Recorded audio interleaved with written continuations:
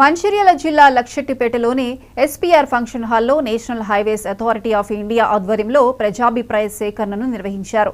రైతుల దగ్గర నుంచి నేషనల్ హైవే అథారిటీ అధికారులు, ఏజెన్సీలు రైతుల దగ్గర నుంచి రోడ్డు వేయడానికి బలవంతంగా భూములను గుంజుకుంటున్నారని ఆరోపణలున్నాయి.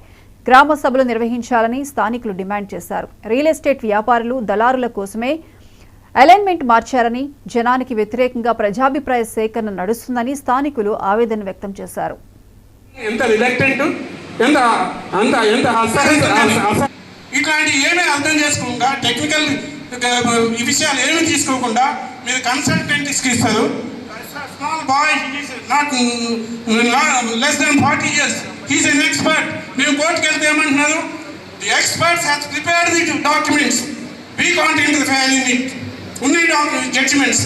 EC an expert, is he above 60. How many projects he has done? చెప్పండి. ఇట్లాంటి కన్సల్టెంట్స్ మీద నడిచే ఇంజనీరింగ్ డిపార్ట్మెంట్స్ మాకొద్దు.